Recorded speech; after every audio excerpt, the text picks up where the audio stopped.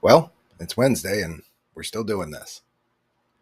So, this morning, I want to talk about the idea of clinical smells.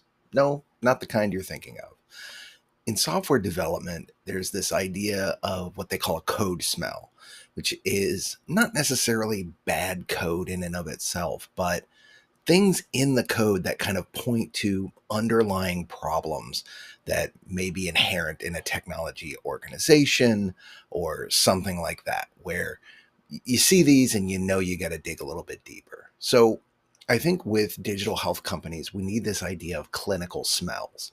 Let me give you a few that have been running around in my head to give you kind of an idea. One of the biggest clinical smells, I think, in a digital health company is not having any clinical leadership at the top, right? Any digital health company, mental health, whatever, that doesn't have a CMO, a chief clinical officer, somebody at the C level from the get go should really be suspicious, right? And if you think about it, it makes sense. Would you want to work with a tech company that didn't have a CIO or CTO? You think, well, who's in charge of making sure the software gets done? Or whose job is any of this if they don't have a person in charge of IT? Well, then why the hell wouldn't we think about that from the same perspective as healthcare? Of, hey, if there's no chief clinical officer, if all they have is a bunch of advisors and things like that, why would we want to take any business like that seriously? And that's important because it cascades down throughout the organization into other clinical smells like marketing run amok. I know I've seen some direct to consumer companies. There's one that comes to mind that promised depression gone forever. You can't say that. That's not a thing that you can promise. And any good clinical leadership who had any kind of agency would have been like, hold up, we can't actually say that. That's kind of bad.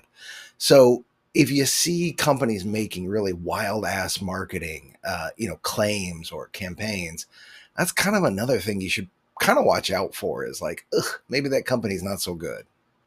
Same thing if a lot of the research from the organization comes out of the marketing team. If you find out that, they don't have a lot of actual academically trained researchers on staff. Not that academics are the best marketers by far, but they're the best researchers. It's their job to do the study and for marketing to figure out how to spin it. If marketing's the one doing the study and spinning it, that's not good. This it also cascades into sales, right? Like if you get into a company and you see they're not selling for longevity. What I mean by that is in this day and age of digital health, it's a game of inches, not yards in terms of sales. And most of your sales are going to come from existing customers and expanding. So if you're not having the people in charge of implementing a solution involved in the sales process from the get go, that's going to be a rocky start with that customer and they're likely to churn.